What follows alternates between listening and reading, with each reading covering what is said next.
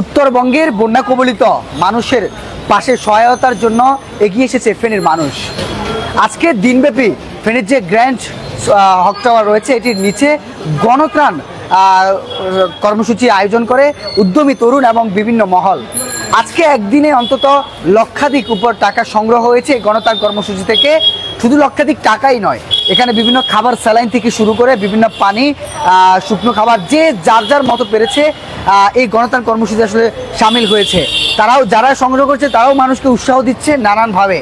আর ফেনীর যে ভয়াল বন্যা, স্মরণকালে সবচেয়ে ভয়াবহ বন্যায় ফেনীবাসীর 16 লক্ষ মানুষ প্রত্যক্ষ কিংবা পরোক্ষভাবে এই বন্যার কবলে পড়ে।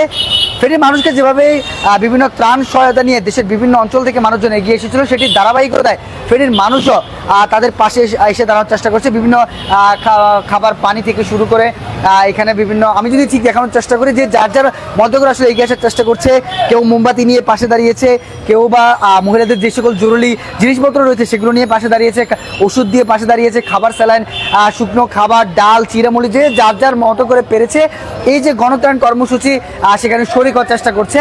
স্বেচ্ছাসেবক থেকে শুরু করে যারা এই সম্পূর্ণ আয়োজনের সাথে জড়িত তারাও চেষ্টা করছে মানুষকে উদ্বুদ্ধ করতে, যাতে মানুষজন এখানে এসে তাদের সর্বোচ্চ দিয়ে উত্তরবঙ্গে যে বিশেষ করে লালমনিরহাট, নীলফামারী, শেরপুর, রংপুর, কুড়িগ্রাম এবং গাইবান্ধা সহ উত্তরবঙ্গের বেশ কয়েকটি জেলায় মানুষজন বন্যায় সবচেয়ে বেশি আক্রান্ত, তাদের পাশে দাঁড়ানোর জন্য।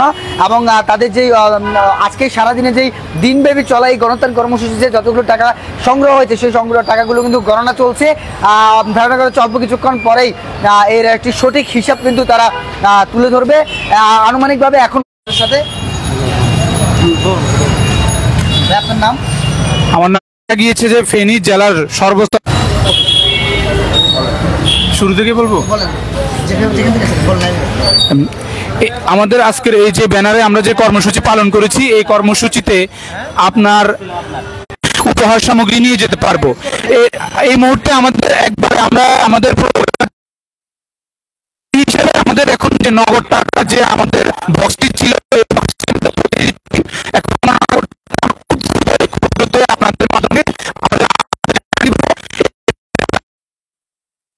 বিভিন্ন সংগঠন থেকে, বিভিন্ন ইউনিয়ন, বিভিন্ন জেলা উপজেলা থেকে আমাদের উপহার সামগ্রী পাঠাচ্ছে উত্তরবঙ্গের জন্য, সেগুলো প্যাকেটিং চলছে। ধন্যবাদ সবাইকে। আমি আসলে একটা জিনিস আমার কাছে ভালো লেগেছে, সেটা হচ্ছে যে খুবই ছোট 4-5 বছরের বাচ্চা পর্যন্ত আমাদের এখানে বক্সে টাকা দিয়েছে। আসলে আমাদের শিশু প্রজন্ম যারা আছে তারা আসলে কাজ করতে চায়, তারা এই বয়সে তারা যেভাবে মানবিক দৃষ্টিকোণ থেকে এখানে আসা, এটাকে আমি এত ব্রডলি দেখছি বা এত বড়ভাবে দেখছি, সেটা মানে বুঝতে পারবো না। ইনশাল্লাহ আমাদের এই শিশুগুলোকে যদি আমরা ভালোভাবে উৎসাহিত করতে পারি, এই দেশ, এই সোনার বাংলাদেশ গড়ার ক্ষেত্রে তাদের অনেক অনেক অবদান থাকবে। আমাদের আজকেই গণত্রাণ কর্মসূচি শেষ। আমাদের সাথে কালকে যোগাযোগ করতে চায় বা এই মুহূর্তে যোগাযোগ করতে চায়, সেক্ষেত্রে আমাদের উত্তরবঙ্গের পাশে ফেনী আমাদের গ্রুপ আছে, ওইখানে আমাদের বিকাশ নাম্বার দেওয়া আছে, এবং কি আমাদের প্রতিনিধিদের সাথেও যোগাযোগ করতে পারে পার্সন। সেক্ষেত্রে তারা তাদের আমাদের কাছে পাঠানোর এখনো সুযোগ আছে, এবং কি সামনেও সুযোগ থাকবে। ঠিক আছে, ধন্যবাদ সবাইকে।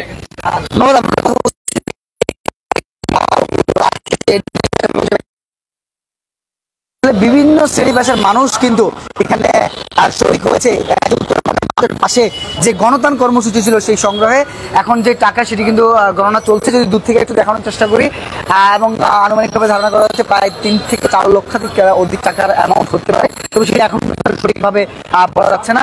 এবং এই যে আসলে কর্মসূচি, সেই কর্মসূচিতে মানুষজন যেভাবে পাশে এসে দাঁড়িয়েছে, মানুষকেও কিন্তু স্বেচ্ছাসেবকরা বা যারা আয়োজক ছিলেন তারাও উদ্বুদ্ধ করেছেন, কাউকে ফুল দিয়ে এবং যার যার মতো করে উদ্বুদ্ধ করেছেন। অনেকে, আমরা যদি আবারও খাবারগুলো দেখানোর চেষ্টা করি, বিশুদ্ধ খাবার, পানি, বিস্কিট, স্যালাইন, ওষুধ, চাল, ডাল, চিড়া মুড়ি থেকে শুরু করে পর থেকে আমরা কাজ করতেছি। আমরা দেখতেছি আসলে যে বিগত বছরগুলোতে যেভাবে কিশোর গ্যাং সক্রিয় ছিল, ওই জায়গা থেকে তারা বিভিন্ন সংগঠনের সাথে অ্যাড হচ্ছে, এবং কি আরো অনেক নতুন সংগঠন তৈরি হচ্ছে উপজেলা সহ এবং ইউনিয়ন পর্যায়ে আর কি। তো এভাবে যদি মানবতার কল্যাণে কাজ করবে, আর আমরা চাই আমাদের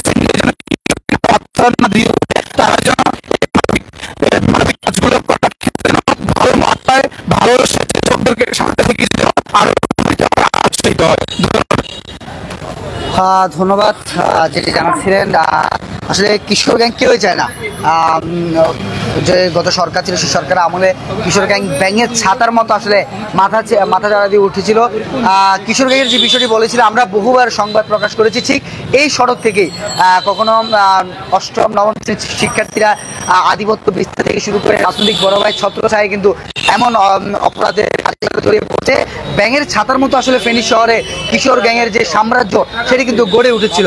আজকে এই যে গণত্রাণ কর্মসূচি, সেখানে আসলে যে দাবিটা হচ্ছে তারুণ্যের যেই আভাস, তারুণ্যের যেই সহযোগিতা, তারুণ্যের মাধ্যমে নতুনভাবে যে বাংলাদেশকে অংশ হিসেবে মানুষ ব্যানারে আজকে এই গণত্রাণ কর্মসূচি আয়োজন করা হয়েছে।